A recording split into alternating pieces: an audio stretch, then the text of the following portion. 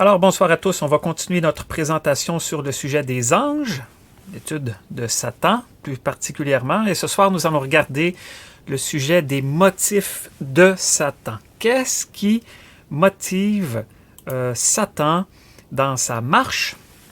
Pourquoi il a choisi le chemin qu'il a choisi? Et qu'est-ce qui fait qu'il va continuer dans ce chemin-là jusqu'à la fin? En abordant ce sujet-là sur les motivations de Satan, on pourrait commencer par une question plus fondamentale qui est pourquoi est-ce que le mal a été permis dans le monde? Point final. Pourquoi est-ce que Dieu a permis que le mal soit trouvé en Satan puis que Satan ne soit pas jugé immédiatement, mais qu'il y ait tout ce développement que l'on connaît aujourd'hui? Alors, pour le mettre autrement, quel est le motif ou la motivation de Dieu à ce que ce développement du mal ait eu lieu? C'est une question qui est vraiment difficile à répondre et qui a plusieurs volets. Nous, il faut comprendre qu'on est des créatures limitées, avec une connaissance limitée, avec une sagesse limitée. On ne voit pas plus loin que le bout de notre nez. On n'a pas le même degré d'information et la même capacité de pouvoir juger de cette question-là honnêtement et en tirer une conclusion exacte.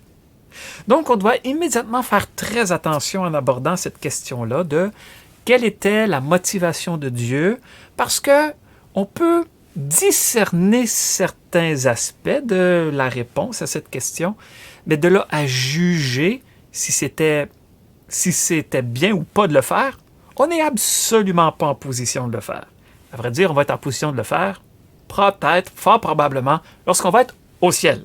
Là, on va être pas mal différent de ce qu'on est présentement, et peut-être qu'on sera en mesure d'apprécier beaucoup plus profondément toutes les œuvres de Dieu dans leur ensemble, parce que tout ce que Dieu fait est parfait.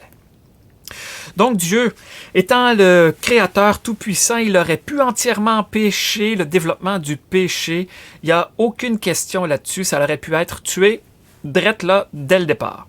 Donc plusieurs suggestions pourraient être faites sur les raisons pour lesquelles Dieu a choisi de laisser ce développement du mal se faire, mais nous, on va s'attarder à seulement un seul aspect de toutes ces choses qui pourraient être suggérées. Parce que si on discutait l'un l'autre ensemble, on pourrait arriver à apporter des points soutenus par les Écritures qui seraient tout à fait valables, qui nous donneraient une facette additionnelle sur pourquoi Dieu a permis le développement du mal. Je pourrais en nommer d'emblée quelques-uns en ce moment.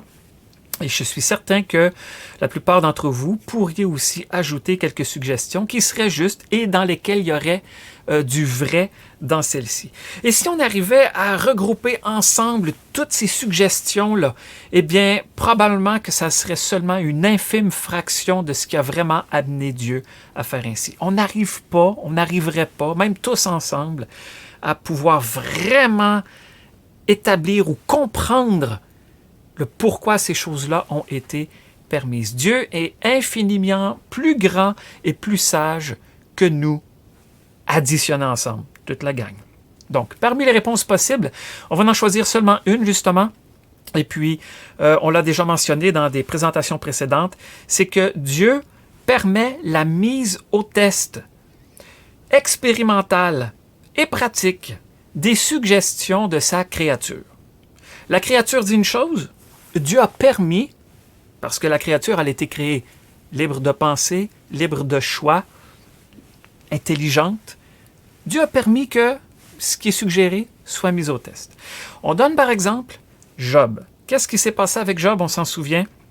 Eh bien, Satan est venu dans la présence de Dieu et Dieu a dit, regarde Job, mon serviteur, il est juste, droit dans tout ce qu'il fait, etc. Puis là, Satan, soudainement, lui, a eu son idée, parce que n'oublions pas, Satan, hein, c'est un menteur dès le commencement, et puis c'est aussi, il contredit Dieu tout le temps, la contradiction, il est le maître là-dedans. Il dit, oh ouais, mais Job, qui ne dit pas qu'il est comme ça juste parce que tu le gardes, tu le protèges, tu lui fais du bien et tout et tout? Dieu savait très bien, on est tous d'accord, c'est clair entre nous, Dieu savait très bien la réponse à cette suggestion méchante de la part de Satan. Il savait très bien que Job, il n'y avait rien en lui. Il a dit, Job, il était juste. Il savait cela, il l'avait déclaré juste. Eh bien, malgré cela, il a permis que le défi qui a été lancé par Satan soit relevé. N'oublions pas que Satan n'est pas comme Dieu, il ne sait pas tout. Puis nous, on n'est pas comme Dieu, on ne sait pas tout. Tu sais, des fois même qu'il faut qu'on communique ensemble, il faut qu'on parle pour arriver à se comprendre l'un l'autre. Comprendre qu'est-ce qui se passe dans la tête de mon interlocuteur, c'est par des paroles. Je ne peux pas deviner ce qui se passe dans son cœur. Je vois de mes yeux, je peux arriver à une conclusion de ce que je vois et de ce que j'entends. Ben, je suis une créature limitée. Satan aussi. Peut-être un peu moins limité que nous sur certains aspects, mais lui aussi est une créature limitée. Donc Dieu a permis qu'un test pratique soit mis pour prouver pratiquement que ce que lui savait qu'il y avait dans le cœur de Job ressorte pour confondre Satan. Donc on voit que la contre-vérité que Satan a amenée a été mise au test expérimental pratique. Ce test-là a coûté cher. Ça n'a pas du tout fait plaisir à Dieu.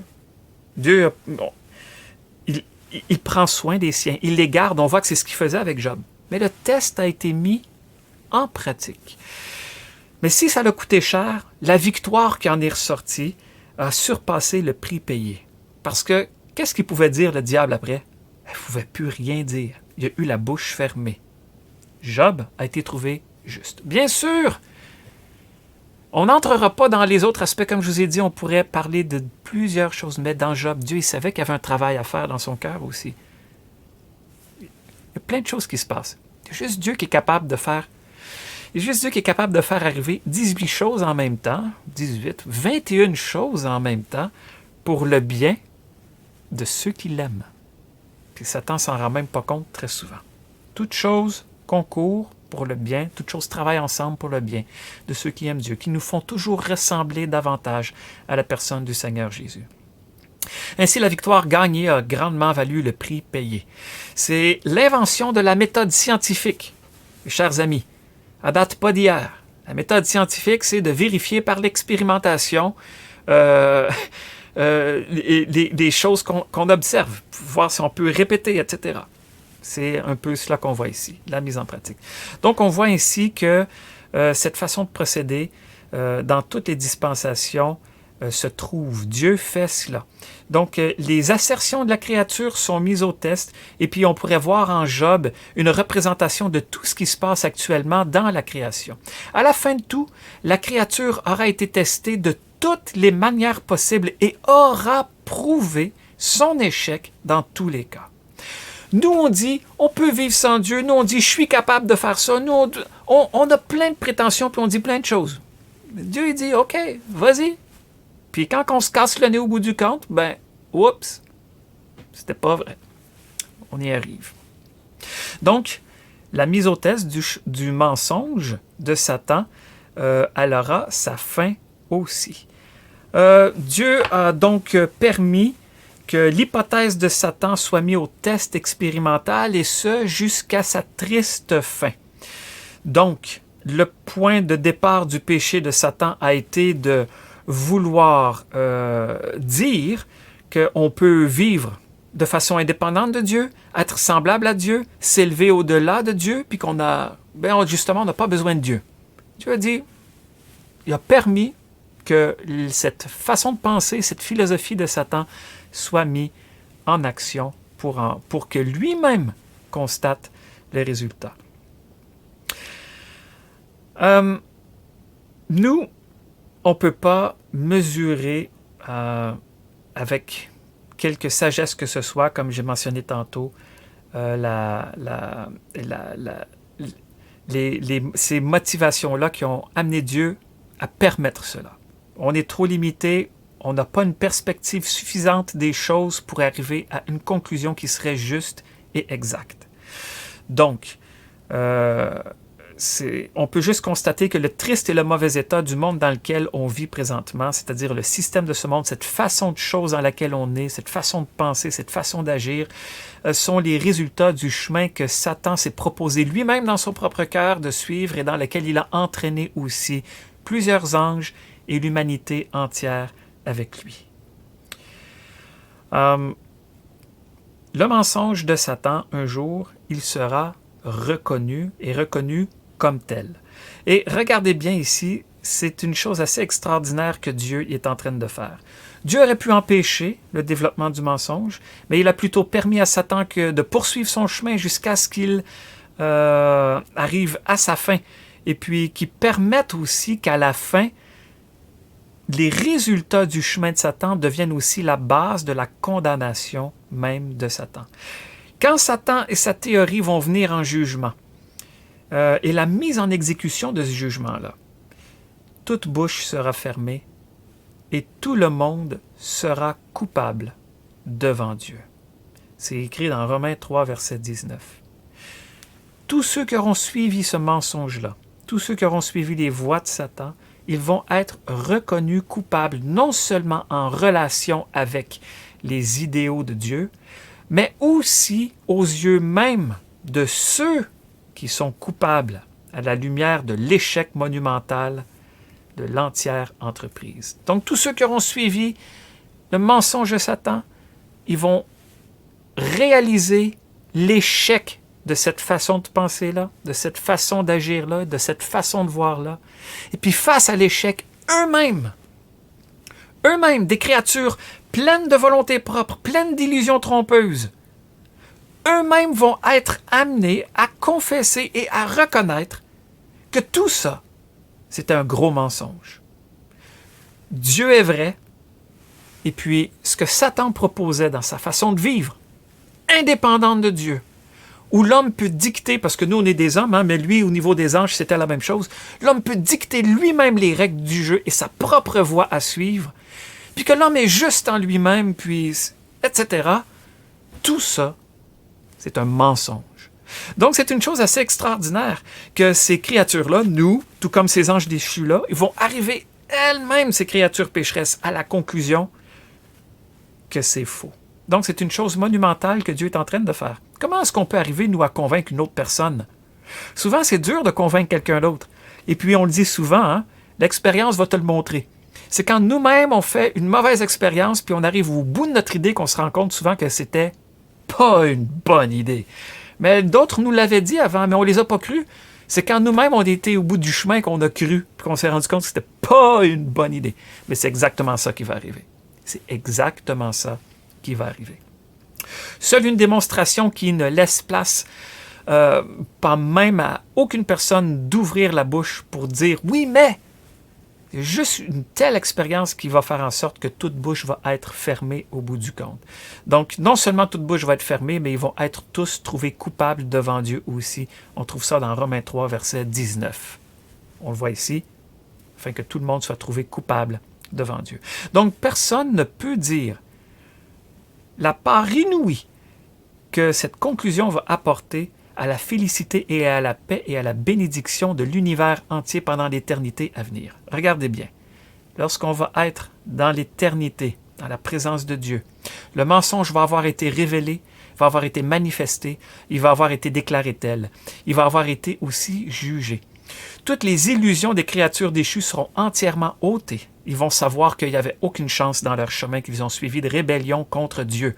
Cette rébellion-là va être manifestée, puis toutes les créatures qui auront eu part au mensonge de Satan vont être jugées et le jugement va être exécuté. Tout ce qui est en lien avec le mensonge va être ôté. Toutes les conséquences du péché vont être à jamais enlevées pour toute l'éternité. Il n'y aura plus jamais aucune trace ni aucune possibilité de mal dans le ciel pour l'éternité. Il n'y aura plus aucune trace de mensonge, la mort, la peine, les larmes, les douleurs. Non, il n'y aura plus rien de cela. Parce que toutes ces choses sont les conséquences du péché et du mensonge de Satan qu'on peut vivre très bien sans Dieu et qu'on n'a pas besoin de Dieu et puis on peut faire à notre tête. Regardez, c'est ce qu'Adam et Ève ont fait. Satan leur a dit, vous allez être comme Dieu. Ah ouais? On va pas écouter. Ils ont écouté le mensonge de Satan, ils ont pris le fruit. Aujourd'hui, c'est la même chose. Les gens vont dire, oui, mais c'est pas de ma faute, moi, ce que Adam et Ève ont fait. Attends une minute. Dieu, il déclare aujourd'hui à tout homme de se repentir, de se tourner de leur péché, de croire au Seigneur Jésus pour être sauvé. Tout le monde aujourd'hui est encore libre de choisir. C'est la même chose. Tu as le choix de venir à Christ, de croire en lui, de te repentir de tes péchés et d'être sauvé. C'est gratuit. Tu as juste à le faire. tu es sauvé. Si tu dis non, je veux vivre à ma tête et faire comme j'ai envie, ben tu as aussi les conséquences de ton choix. C'est exactement le même choix. On a le choix d'obéir à Dieu ou de ne pas obéir à Dieu. Fait que ça ne sert à rien de pointer du doigt Adam et Ève. C'est vrai qu'eux autres ils ont eu le choix aussi d'obéir à Dieu ou de ne pas obéir à Dieu. On choisit de ne pas obéir. Mais toi, aujourd'hui, qu'est-ce que tu choisis? D'obéir ou de ne pas obéir à Dieu? Les conséquences vont être dramatiquement différentes selon le choix qui est fait. Si on obéit à Dieu, si on croit à son Fils Jésus, qu'on se repent de nos péchés, qu'on sait qu'il est mort à la croix pour nos péchés, il nous donne la vie, il nous justifie, il nous lave de tous nos péchés. Si on ne reçoit pas ça, c'est la condamnation qui nous attend, la même condamnation qui va tomber sur Satan et ses anges et tous ceux qui l'auront suivi, tant anges que hommes ou femmes. À la fin de tout, on pourra dire que la fin justifie les moyens pour Dieu. Aujourd'hui, on ne peut pas calculer ni la fin, parce qu'on ne connaît pas la fin, puis ni les moyens qui sont présentement employés, parce qu'on ne les connaît pas tous, puis on n'a pas la sagesse de Dieu dans tout ce qu'il fait. Mais quand nous, on va être au ciel, dans la présence de Dieu, on va pouvoir dire que oui, la fin justifiait les moyens. Parce que la fin, frères et sœurs, elle sera extraordinaire. Bénédiction éternelle à tout jamais. Il n'y aura plus rien du mal, plus rien du péché. Puis tous ceux qui vont être dans la présence de Dieu seront ceux qui auront eu justement l'amour de la vérité.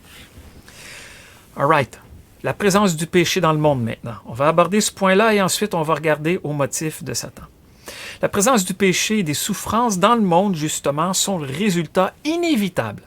Le résultat inévitable du mensonge que la créature veut vivre et qu'elle peut, en disant qu'elle peut vivre indépendamment de Dieu et être comme Dieu. Imaginez, on est quoi, 8 milliards d'habitants sur la planète Terre, 8 milliards de personnes qui veulent vivre en totale indépendance de Dieu, qui veulent être elles-mêmes Dieu et déterminer elles-mêmes ce qui est bon puis ce qui est mal et déterminer elles-mêmes ce qui est vrai puis ce qui est faux. 8 milliards fois ça, ça n'en fait-tu des guerres, ça? Dire, tu vas être tranquille si ton voisin il pense que c'est toi qui est le meilleur, tu n'auras pas de conflit avec lui. Mais si toi et ton voisin, vous avez envie d'être les deux le meilleur, puis celui qui est, tu sais, qui l'a l'affaire, puis mais il va y avoir des conflits, il va y avoir des guerres, il va y avoir du sang qui va être versé. C'est ça que ça fait le péché. C'est ça la philosophie de Satan. Ça marche quand tu es tout seul. Mais quand tu n'es pas tout seul, ça ne marche pas. Donc souvent, la présence du péché et de la souffrance dans le monde sont considérées dans ce monde comme étant une intrusion à l'ordre de choses. Ce monde devrait être parfait, ce monde devrait être fantastique, un lieu magnifique où il fait bon vivre. Puis Dieu est souvent accusé à cause du mal qui est dans le monde. C'est étrange hein, comment on élève vite le point puis on dit « Mais pourquoi Dieu il permet ci puis il permet ça? » Quand Dieu a créé, tout était parfait. L'homme a choisi de pécher. Mais ce qu'on mange, ce qu'on goûte maintenant, c'est les conséquences de notre péché. Le mal, les souffrances, viennent pas de Dieu. Ils viennent de nos choix. Ils viennent de 8 milliards de personnes qui ont envie d'être comme Dieu, puis qui ont envie de vivre à leur tête et selon leurs idées. Voilà, c'est ce qui se produit. La parole de Dieu nous révèle clairement que le monde dans lequel nous sommes aujourd'hui est sous les conséquences du péché et que Satan est derrière cet état de choses et le système de choses. C'est sa philosophie qui fait rouler le monde et la façon de penser que tout le monde a, ça vient de lui. Dieu, il intervient seulement afin de retenir le mal. On lit ça dans 2 Thessaloniciens chapitre 2, au sujet du développement de l'iniquité. Dieu retient le mal. Et il va le faire jusqu'à ce que le jugement de Dieu tombe sur ce monde. Avant que son jugement tombe sur ce monde, il va prendre auprès de lui tous ses rachetés, tous ceux qui croient en lui, et en son Fils Jésus qui est mort à la croix pour leurs péchés. Et puis tous ceux qu'il a connus. Ce sont tous ceux qu'il a connus et choisis dans sa grâce souveraine dès avant la fondation du monde. Donc, au bout du compte, le mensonge revient à dire ceci, le mensonge de Satan. C'est soit Dieu règne sur l'univers, ou soit il ne règne pas du tout. La vérité dit que Dieu règne sur l'univers. Le mensonge, lui, dit que non, Dieu ne règne pas. C'est moi qui décide. C'est ça qu'il dit, le mensonge. Évidemment, comme on l'a dit tantôt, D'autres raisons pourraient être données sur le pourquoi il y a des souffrances et des péchés dans le monde. Et puis plusieurs de ces raisons-là seraient juste, il y aurait des vérités dedans. Et plusieurs raisons pour lesquelles aussi Dieu a permis ce développement de choses-là, qui nous dépassent. Il faut juste l'accepter simplement. C'est le test expérimental des suggestions de la créature.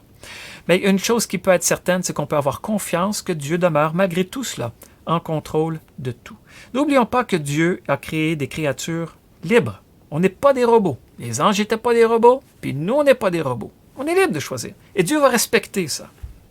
Si on veut vivre heureux, c'est auprès de lui. Et c'est seulement lorsqu'on reconnaît ça qu'on peut véritablement, non seulement vivre heureux, ici-bas sur cette terre, dans ce monde de péché, c'est quand même difficile, mais en Christ, nous avons la vie éternelle et la vie en abondance. Donc, ceci étant dit, plusieurs autres choses pourraient être dites, mais on ne va pas aborder ces autres aspects-là. On va juste se concentrer sur ce qui touche à notre sujet. Et puis, je pense que la mise au test expérimental des suggestions de la créature est une motivation intéressante à avoir à notre considération en relation avec ce que Satan s'était proposé.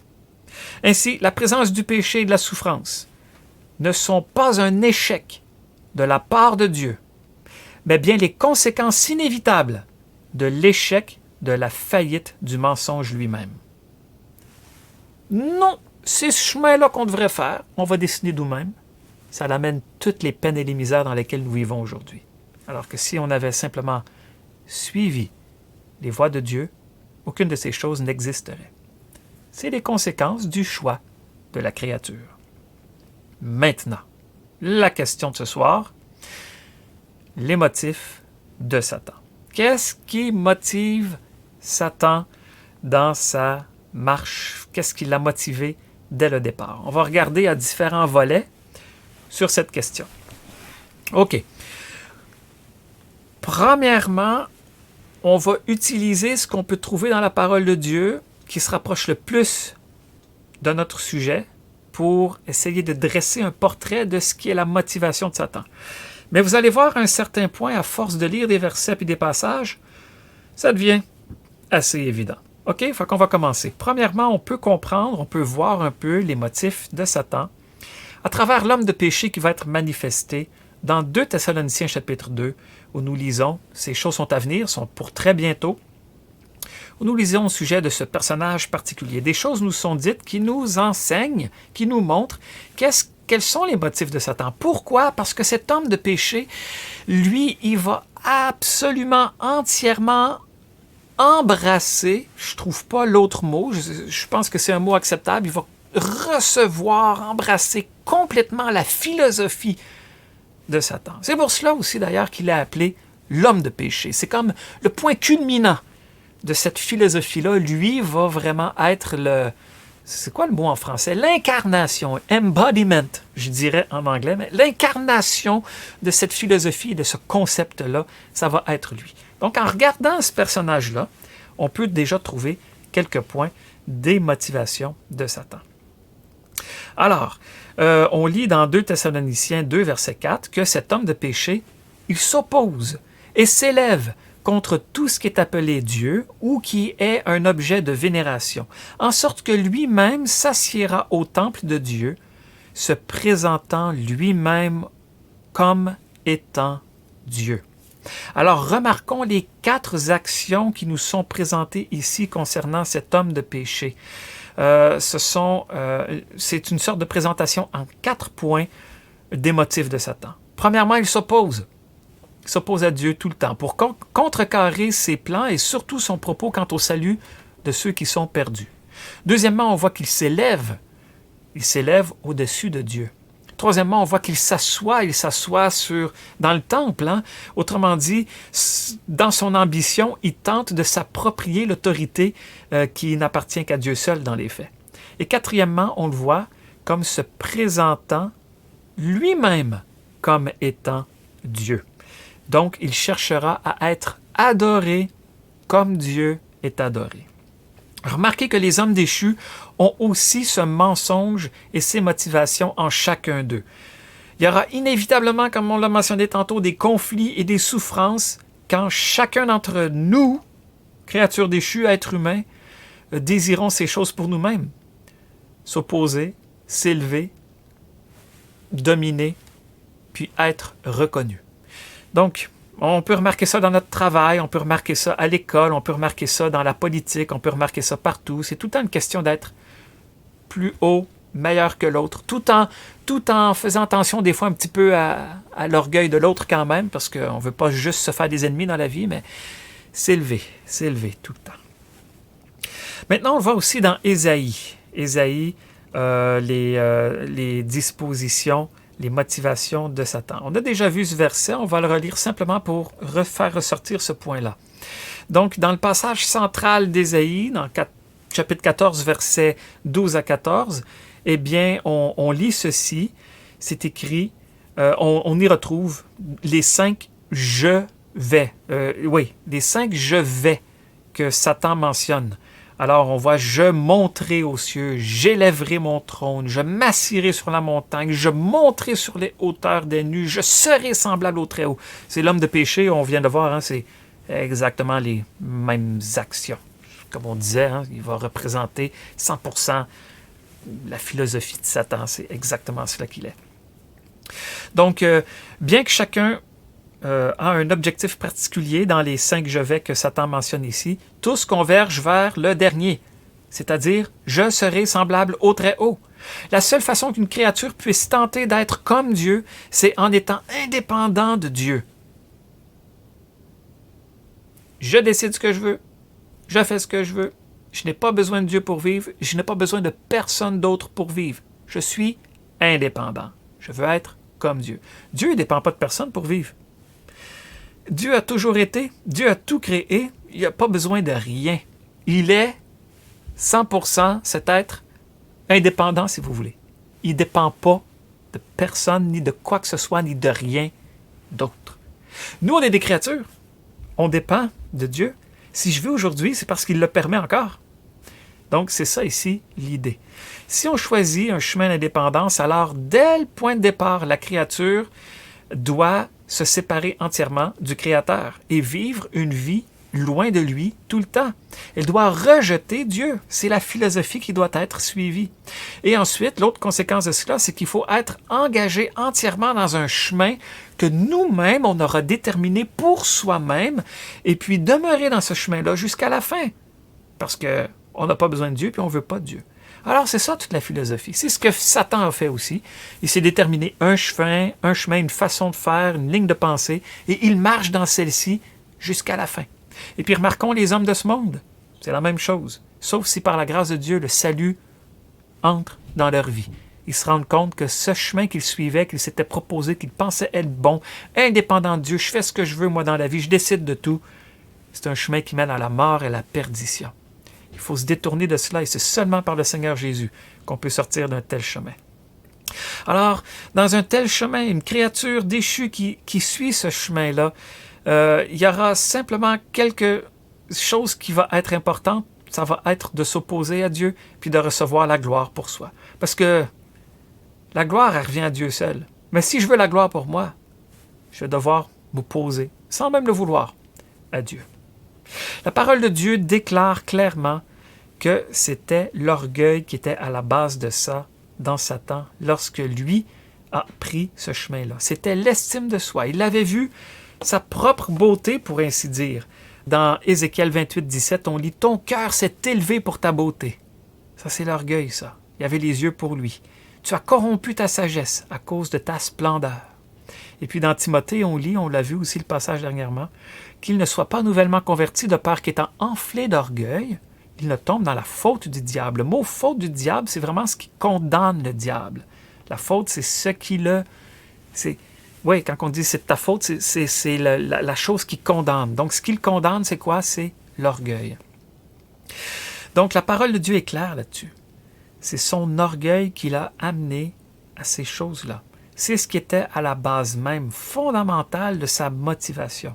Et cela a bourgeonné en plusieurs fruits qui ont suivi inévitablement la prise de position qu'il a prise. Donc, toutes les autres choses qu'on a vues s'élever, être comme le Très-Haut, dominer, etc., c'est tout l'orgueil qui ont fait qu'il s'est mis à suivre ce chemin-là et à dire, moi, j'ai pas besoin de Dieu. Hey, je suis super, je suis fantastique, je vais être comme Dieu. Il y a des gens qui disent ça aujourd'hui. Dieu, c'est moi. Il y a des gens qui disent ça. C'est vraiment être perdu. Et c'est exactement ça, l'aveuglement du mensonge de Satan. Alors, chose étrange, il semble que Satan, lui, ne perde pas confiance dans sa démarche et puis ça va durer jusqu'à la fin. Il va probablement perdre confiance dans sa démarche lorsqu'il va être précipité sur la terre. On se souvient que dans Apocalypse 12, verset 12, on lit « Malheur à la terre, car le diable est descendu vers vous, étant en grande fureur, sachant qu'il a peu de temps. » Là, il va savoir qu'il a peu de temps. Puis là, il va savoir qu'il est au bout de son chemin et que ça n'a pas fonctionné comme il pensait. Mais d'ici là, il persévère sans relâche dans le but de l'accomplissement de ses objectifs et de son but. Donc, ce projet que Satan a formé dans son esprit a été inspiré par son orgueil et puis l'exaltation de soi. Il s'est répandu tant dans les cieux parmi les anges que sur la terre lorsqu'il est venu vers Adam et Ève. Le monde que nous connaissons aujourd'hui, eh bien, c'est présentement le monde dans lequel on vit, le système de choses dans lequel on vit, eh bien, c'est ce que Satan s'était proposé dans son cœur et c'est aussi ce que Dieu a permis d'exécuter. Et cela jusqu'à la fin tragique de ce parcours-là. Donc, n'oublions pas cela. Des fois, on pense qu'on se débrouille bien ici-bas sur cette terre, mais on peut être très influencé par la philosophie et la façon de faire des choses de notre réalité présentement. Et l'ensemble de cette façon de fonctionner, c'est le mensonge de Satan. J'ai une bonne carrière, je vais progresser, je vais m'agrandir, je vais posséder, je vais être reconnu, je vais avoir de la... tout ça, c'est la poudre aux yeux, le bluff, c'est exactement le chemin de mensonge que tu n'as pas besoin de Dieu, tu peux t'accomplir, puis ta fin va être extraordinaire. Dieu, il dit, tu as besoin de moi, tu ne pourras jamais être accompli hors moi, puis ta fin, ça va être le lac de soufre et de feu si tu demeures dans tes péchés. Ben, c'est ça la réalité du monde dans lequel on est aujourd'hui. J'aimerais juste te dire, on a peu idée à quel point on est influencé sans s'en rendre compte par la façon de faire du monde dans lequel on est aujourd'hui. Que le Seigneur nous ouvre les yeux pour discerner ces choses afin de mieux marcher pour lui. Examinons maintenant 4 jalons du parcours de propre volonté de Satan. Le mot jalon en français, en anglais, c'est milestone. C'est un mot... autrement dit, j'ai pris le mot jalon, même si ce n'est pas un mot habituel en français, pour tout le monde peut-être, parce que ce n'est pas vraiment des étapes, mais c'est plutôt 4 points de repère, 4 marques, 4 points de repère, je vais le dire comme ça, j'aurais pu mettre 4 points de repère du parcours de Satan dans sa propre volonté. Donc, c'est vraiment le sens que je veux communiquer avec le mot jalon. C'est un point qu'on peut identifier clairement au niveau de son chemin qu'il a suivi. Donc, le premier, on va regarder à 4 passages. Le premier, on le connaît, c'est Ésaïe 14, verset 14, où c'est écrit « Je serai semblable au Très-Haut ». Il a dit ça, Satan, dans son cœur. « Je serai semblable au Très-Haut ». Alors, c'est là le point de départ de toute la méchanceté de cet ange qui, avant, était parfait. Et il est devenu 100% pas balancé, moitié bon, moitié pas bon. Il est devenu 100% mauvais. Ses motivations nous est très clairement révélées dans ce passage d'Ésaïe 14, verset 14. Le deuxième jalon, c'est dans Genèse 3, verset 5. Lorsqu'il a dit à Adam et Ève, « Vous serez comme Dieu », on voit qu'est-ce qu'il a pensé. Il le suggère aux autres maintenant. C'est sa philosophie. Il communique sa façon de voir les choses. Alors, combien d'anges ont entendu cette même suggestion, pour ainsi dire?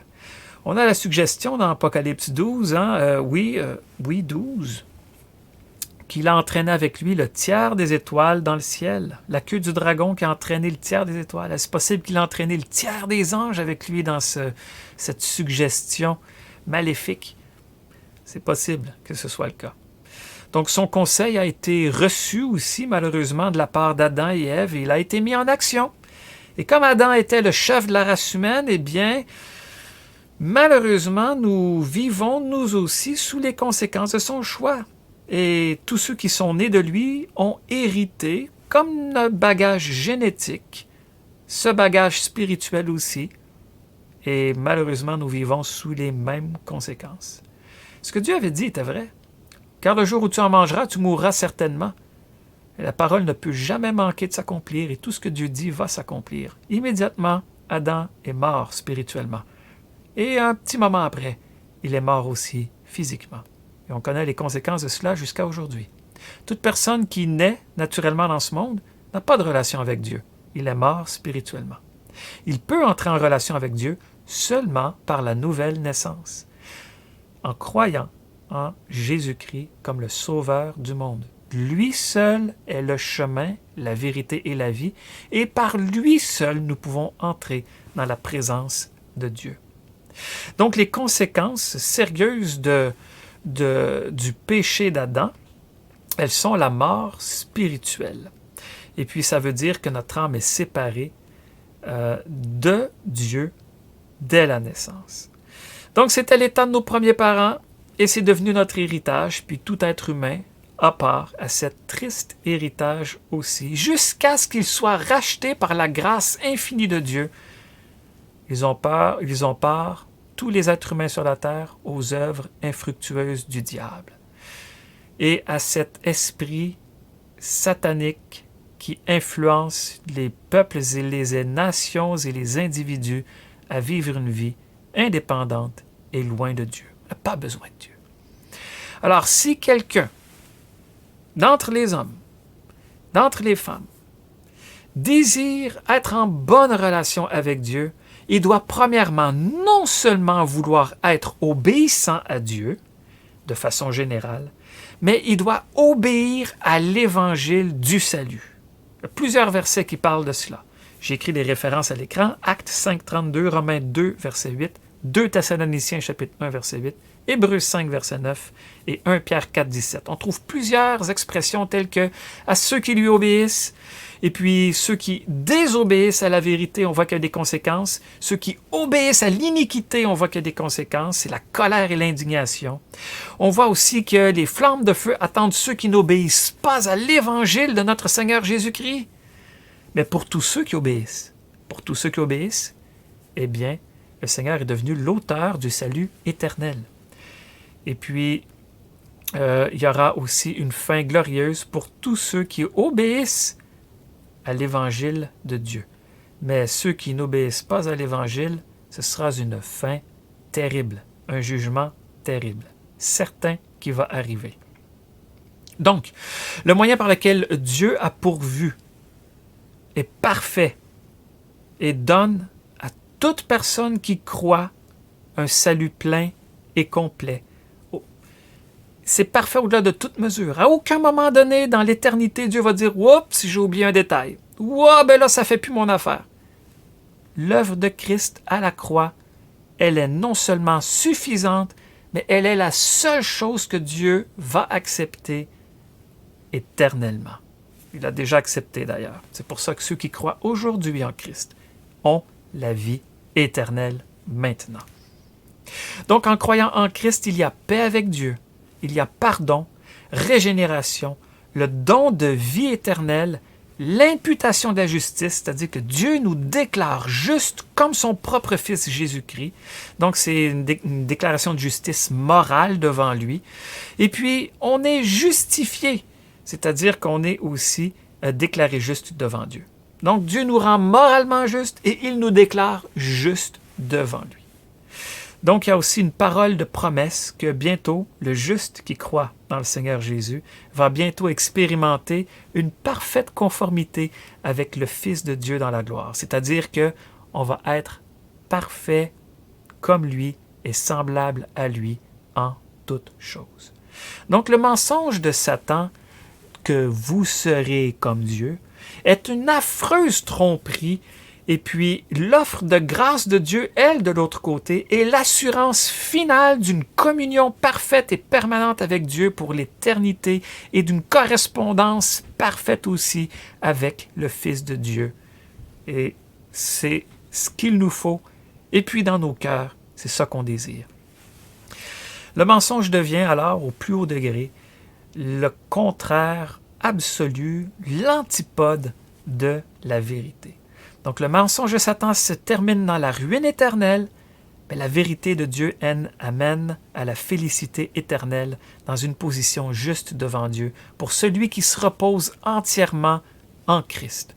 Donc c'est une merveille, la grâce infinie de Dieu, qu'une seule âme passe des ténèbres au royaume du Fils de son amour. Et rendons grâce à Dieu que le message de l'Évangile qui prêche encore aujourd'hui amène encore plusieurs personnes qui sont dans les ténèbres dans le royaume de la lumière du Fils de Dieu, du Fils de son amour. Quelle belle expression on trouve dans Colossiens chapitre 1, verset 13.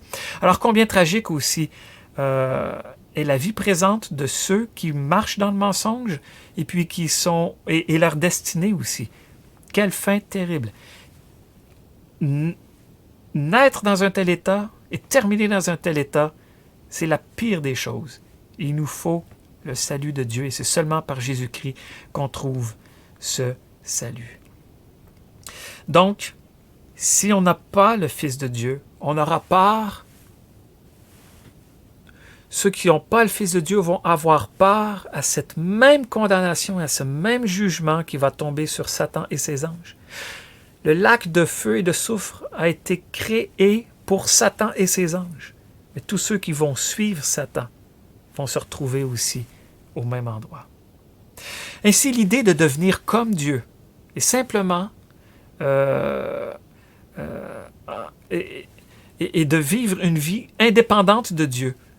Cette idée-là tire son origine de Satan. Et puis, c'est ce que Satan a proposé à Adam. Puis, malheureusement, c'est le chemin dans lequel on est tombé. Et le but de Satan est resté inchangé dès le commencement. Son but est toujours d'être semblable au Très-Haut. C'est ce qui le motive, tout cela avec l'orgueil qui est en dessous. Un troisième jalon se trouve dans Matthieu chapitre 4 au verset 9. Lorsqu'on vous lit au sujet de la tentation du Seigneur dans le désert, qu'est-ce qu'il a suggéré, Satan, au Seigneur Jésus? Il a dit, « Je te donnerai toutes ces choses si te prosternant, tu me rends hommage. » Il veut être comme Dieu, il va avoir l'adoration qui revient à Dieu seul. C'est encore une fois cette même manifestation de sa motivation profonde qui fait marcher ainsi jusqu'à aujourd'hui. Quelle chose extraordinaire qu'une créature qui est sortie des mains du Créateur demande au Créateur lui-même de se prosterner comme étant un suppliant devant sa créature. Le Créateur se prosterner devant sa créature en faisant « Oui, Quelle audace! Quelle audace il a eu de dire ça au Fils de Dieu! L'orgueil a vraiment aveuglé complètement Satan. On avait vu que le mot orgueil pouvait dire emboucaner, comme la fumée. Complètement aveuglé, à un point que ça l'a rendu complètement fou. Une folie d'ange, on va dire. Mais pas fou au point où il n'est pas responsable de ses choix puis de ses actes. Mais c'est de la folie furieuse de demander ça à Dieu. Il savait très bien que c'était le Fils de Dieu qui était devant lui. Il savait très bien que c'était Dieu incarné qui était devant lui. Prosterne-toi devant moi, puis je vais te donner tout ça. Ça nous montre qu'est-ce qu'il y a dans son cœur. Ça montre parfaitement qu'est-ce qu'il y a dans son cœur. Qu'est-ce qui le motive et qu'est-ce qu'il cherche. Dans les 3 tentations qui nous sont rapportées dans l'Évangile de Matthieu, justement, au sujet, dans le désert, eh bien, il n'y en a aucune des 3 qui montre aussi clairement que celle-là l'objectif de Satan d'être semblable au Très-Haut. 4e jalon, on le trouve dans 2 Thessaloniciens, au chapitre 2, au verset 4 et les versets 9 et 10. On lit ceci. on lit que cet homme de péché qui va paraître s'oppose et s'élève contre tout ce qui est appelé Dieu ou qui est un objet de vénération, en sorte que lui-même s'assiera au temple de Dieu, se présentant lui-même comme étant Dieu. Et puis, on lit que sa venue, au verset 9, est selon l'opération de Satan, et toutes sortes de miracles et signes et prodiges de mensonges en toute séduction d'injustice, excusez-moi. Ces choses, concernant l'homme de péché, ont été prophétisées il y a longtemps déjà. Et puis, les passages suivants aussi de l'Ancien Testament sont encore plus vieux et nous mentionnent les mêmes choses. Je vais aller très rapidement, il y aurait beaucoup à dire ici, mais je viens juste de voir l'heure, justement, qui est un petit peu trop avancée. Mais dans Ézéchiel, chapitre 28, verset 2 et versets 6 à 9, il est question du prince de Tyr. Le prince de Tyr, c'est vraiment en référence à cet homme de péché qui va venir. Et on lit ceci au début du passage, « Parce que ton cœur s'est élevé et que tu as dit, « Je suis Dieu. Je suis assis sur le siège d'un Dieu, au cœur des mers, et tu n'es qu'un homme et non pas Dieu, et que tu élèves ton cœur comme un cœur de Dieu. » Donc on voit ici cette arrogance à vouloir s'élever et à déclarer « Je suis Dieu ». L'autre passage, je vais vite, je suis désolé, l'autre passage est dans Daniel chapitre 7, verset 8. On lit à la fin de ce passage qu'il va y avoir un autre corne, une petite corne qui va milieu. Je suis désolé, on ne peut pas parler du contexte, mais cette petite corne parle aussi de l'homme de péché qui va venir. Eh bien, on voit qu'elle a une bouche proférant de grandes choses. Okay? Et dans le chapitre 9 de Daniel, au verset 26 et 27, on lit que le peuple du prince qui viendra, donc le prince qui viendra, c'est aussi cet homme de péché, c'est lui ça. Donc le peuple du prince qui viendra, eh bien, on lit qu'il fera cesser le sacrifice et l'offrande. Donc, ça nous parle des actions de cet homme de péché qu'on lit dans 2 Thessaloniciens, chapitre 2. Donc, remarquez que l'apôtre dit exactement ces choses-là. On a lu, lui-même s'assiera au temple de Dieu, se présentant lui-même comme étant Dieu. On trouve 2 Thessaloniciens, chapitre 2, verset 4. Et puis, l'apôtre Jean dit ceci aussi. Je ne lirai pas tout le passage, c'est dans Apocalypse chapitre 13, versets 3 à 8, au sujet de la première bête qui sort de la mer, qui représente tant l'Empire que l'homme de péché, l'individu. On lit que les nations, le monde entier vont rendre hommage à la bête, ils vont rendre hommage au dragon aussi, autrement dit, lui donner une adoration comme si c'était Dieu. Et puis, c'est écrit aussi qu'il a une bouche qui profère de grandes choses et des blasphèmes. Et elle ouvrit sa bouche en blasphémant contre Dieu pour blasphémer son nom et son habitation et ceux qui habitent dans le ciel. C'est la même personne. Donc, on voit ici cette arrogance, cette hauteur à vouloir être comme Dieu puis à rabaisser tout le reste. C'est le dernier jalon qu'on peut remarquer ici dans ce déploiement de l'affichage du motif de Satan de vouloir être comme Dieu. Ainsi, le mystère d'iniquité, Dieu permet à Satan de poursuivre son mensonge jusqu'au plein aboutissement de celui-ci dans l'homme de péché, celui qui va réunir les nations et qui va blasphémer jusqu'à dire qu'il est Dieu et demander avec menace de mort d'être adoré comme Dieu. On lit que ceux qui rendront pas hommage à la bête, ils vont être mis à mort. Donc, c'est une adoration qui n'appartient qu'à Dieu seul. Alors, comme on l'a dit au départ, bien qu'on peut trouver des explications, ça reste néanmoins un mystère que Dieu ait permis que le mensonge aille ainsi jusqu'à la fin comme ça. Et puis, mais on sait qu'au bout du compte, on va comprendre pourquoi toutes ces choses-là auront eu lieu. Pourquoi Dieu a permis le développement de ça, puis pourquoi il aura permis que ça soit développé jusqu'à ce que le fruit soit même pas mûr, soit pourri carrément, pour montrer la fin de cette philosophie-là. Donc ça, c'est le mystère d'iniquité, justement, qui va être entièrement manifesté. Alors, tout cela est selon les voies de Dieu, et puis bientôt, on va comprendre, et puis ce sera pour la gloire éternelle de Dieu. Le mal reste à la pleine responsabilité de la créature, et puis c'est la créature qui est libre de choisir qui a échoué. C'est pas Dieu. au bout du compte, qui a échoué. C'est nous, dans nos choix et notre façon de faire.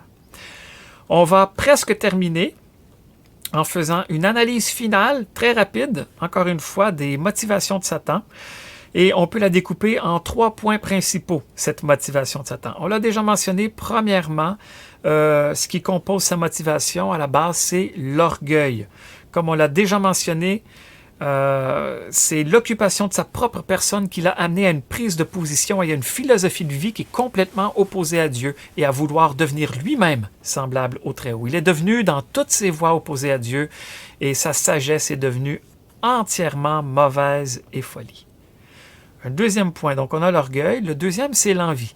On ne peut pas exclure la pensée que Satan puisse être offensé et jaloux des voies de Dieu quant au salut. Premièrement, il n'y a pas de salut pour les anges qui ont péché.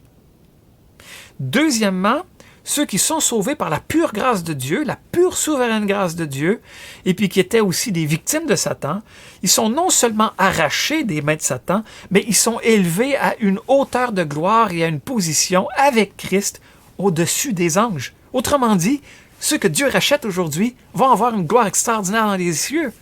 Ce que pourtant Satan lui voulait, il voulait être grand, élevé, comme le Très-Haut. Puis là, oups, c'est ceux qui vont être sauvés, qui vont avoir une position extraordinaire avec le Fils de Dieu éternellement.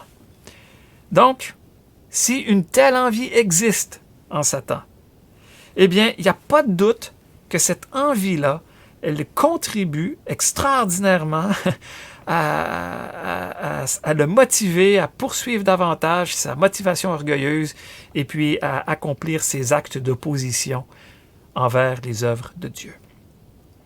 Je l'émets comme une hypothèse. Je pense que c'est une hypothèse tout à fait honnête, mais on ne peut pas l'appuyer avec... Du moins, je n'ai pas trouvé de passage qui appuie, j'en connais pas, qui appuie scripturairement cette hypothèse-là que le diable pourrait être envieux, pourrait être jaloux de ce salut que nous avons. Mais, comme ce sentiment existe chez les êtres humains, ça fait tout à fait plein de sens de penser qu'il pourrait exister aussi. Et le troisième point qu'on peut suggérer, c'est le système de propre justice que Satan a aussi développé, pour ainsi dire. Donc, on a déjà vu cela, ce système de propre justice, dans une présentation précédente qui était sur la nature pécheresse de Satan et puis les enseignements de Satan. Eh bien, je vais simplement rajouter un verset. Dans 2 Corinthiens 11:15, on lit que c'est pas une chose étrange si ces ministres aussi se transforment en ministres de justice, desquels la fin sera selon leurs œuvres. Donc, on voit que les démons, les anges qui suivent Satan et Satan lui-même, ils se transforment en ministres de justice, mais c'est pas des ministres de la justice de Dieu. C'est des ministres de propre justice, on pourrait lire. Donc, évidemment, c'est en opposition à la justice que Dieu lui donne en son Fils Jésus-Christ, et ça met la responsabilité de l'acceptation de la justice entre les mains de la créature. Chacun est juste à ses propres yeux. Remarquons que si on demande à des gens s'ils se trouvent bons puis corrects, ils vont tous vous dire oui. Mais si vous leur demandez combien de mensonges ils disent dans une journée, ils vont dire trop. Si vous leur demandez est-ce que vous avez déjà volé, ils vont vous dire oui.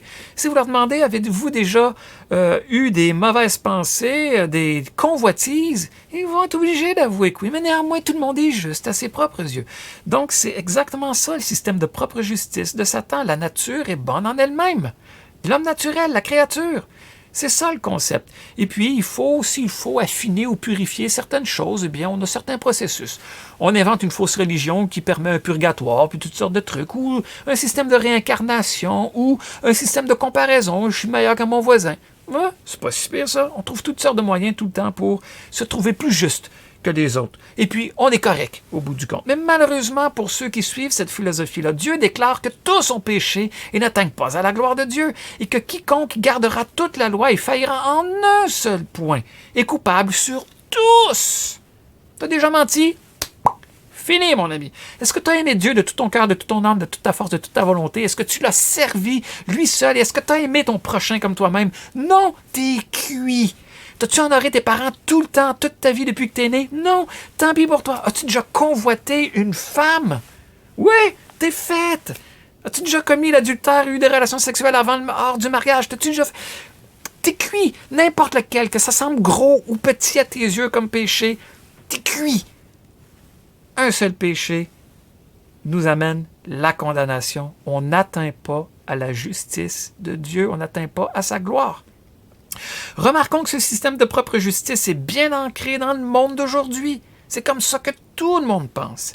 Et puis c'est le système que Satan utilise pour aveugler les gens.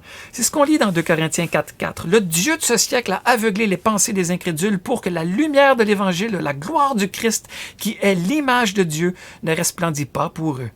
Et puis, ça semble être la chose la plus compliquée à comprendre pour les gens, que Dieu nous pardonne et nous justifie gratuitement par la foi en croyant en son Fils Jésus qui est mort à la croix pour nos péchés. Les gens ne comprennent pas ça. Les gens, tout ce qu'ils comprennent, c'est la propre justice. Je vais essayer de m'améliorer, je vais essayer de faire mieux, je vais mériter mon ciel, je vais gagner mon ciel, je vais faire des bonnes choses. Ça ne marche pas. C'est ça que Satan utilise, entre autres, avec une très grande puissance, pour aveugler les gens. Et on va voir davantage de détails sur cette question-là au sujet des moyens de Satan, les moyens qu'il emploie dans notre prochaine présentation. Alors, n'oublions pas qu'il y a plusieurs systèmes de propre justice dans ce monde. Je les ai déjà mentionnés quelques-uns. La philosophie des hommes. Prenez garde que personne ne fasse de vous sa proie par la philosophie et par de vaines déceptions, selon les enseignements des hommes, selon les éléments du monde et non selon Christ. Colossiens 2, verset 8. La religion des hommes aussi, ayant la forme de la piété, mais en ayant renié la puissance. 2 Timothée, chapitre 3, verset 5. Ainsi, ce système de propre justice qui est essentiel et nécessaire au mensonge de Satan fait partie des choses qui l'engagent lui-même toujours plus dans sa motivation à persévérer dans ses voies d'iniquité. Satan, il est OK à ses propres yeux. I'm fine. Si tu trouves que je ne suis pas correct, c'est ton problème. Moi, je suis correct. Et c'est exactement ça qu'on a aujourd'hui aussi, partout, autour de nous, dans ce monde. Dieu, lui, nous dit, c'est pas correct. Repens-toi et crois à l'évangile du salut que Christ a accompli à la croix. On conclut cette présentation sur les motivations de Satan. On a vu que Dieu a permis au mensonge de la créature d'être mis au test pratique. Ça reste un mystère pour nous, mais dans l'éternité, nous comprendrons toute la sagesse de Dieu. Les voies de Dieu sont bien au-dessus de nos voies. Ensuite, on a vu on a retracé 4 jalons, 4 points de repère manifestant la motivation de Satan. Cette motivation ultime est d'être comme le Très-Haut, qu'une créature puisse être comme Dieu, et cela implique entre autres d'imiter les œuvres de Dieu, de déterminer ou dicter ce qui est convenable et ses propres voies, et puis finalement de s'exalter soi-même, voire même de recevoir l'adoration, point culminant de l'exaltation de la propre personne, et ce que l'homme de péché va faire aussi. Ensuite, on a vu, excusez-moi, mes points ne sont pas synchronisés avec l'écran. Ah oui, j'ai sauté un point ici, que Dieu, l'autre point qu'on a vu, c'est que Dieu, il intervient continuellement pour retenir le développement du mal. Mais à un certain point, il n'y aura plus aucune restriction sur le mal et ça va être vraiment une période inimaginable de troubles et terrible sur la terre qui va venir. Il n'y a aucun mot pour le décrire, le livre de l'Apocalypse. Il en donne quelques grandes lignes, mais c'est décrit très sobrement. Ça va être épouvantable. Puis ça ne sera pas encore comme les gens disent, ça va être l'enfer. Ça sera pas l'enfer. Ça va être juste complètement épouvantable. L'enfer, ça va être pire que ça encore. Dieu retient le mal. Et puis finalement, un autre point qu'on a remarqué ensemble, c'est les éléments qui contribuent à la motivation de Satan dans ses voies. Premièrement, l'orgueil, ensuite l'envie, fort probablement, et aussi son système de propre justice font en sorte qu'il continue dans ses voies.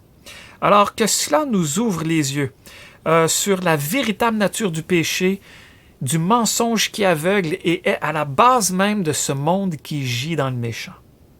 Que cela nous rende sages dans notre marche et mieux équipés dans notre service. La parole de Dieu nous révèle ces choses afin que nous les comprenions, afin que nous ne soyons pas circonvenus par Satan, car nous n'ignorons pas ses desseins. Alors, ces présentations qu'on a faites jusqu'à aujourd'hui sont justement dans le but de montrer ses desseins et que nous puissions comprendre vraiment ce qui est dans sa tête, ses motivations, ses façons de procéder que nous verrons dans la prochaine présentation, que cela nous ouvre les yeux, justement, sur toutes ces choses. Alors, c'est justement dans cette optique d'être au courant de ces choses pour que ça nous rende plus sages dans notre marche et plus dépendants du Seigneur et que ça nous donne de voir ce qu'il y a naturellement en nous aussi qu'on doit garder dans la mort, hein? Tenir la chair pour morte. Que ces choses-là qui sont en nous aussi soient jugées devant Dieu et que nous marchions dans la dépendance de Dieu, trouvant en lui nos ressources et les forces que nous avons besoin jour après jour et demandant sa bénédiction à lui sur tout ce que l'on fait dans son service. Donc vraiment, on a besoin de Dieu, on dépend de lui en toutes choses. Fait que c'est dans cette optique-là que dans notre prochaine présentation, on va examiner les différents moyens que Satan emploie pour arriver à ses fins. D'ici là, que le Seigneur vous bénisse, qu'il vous encourage et qu'il vous garde en lui. Fixons les yeux sur le Seigneur Jésus, il vient bientôt.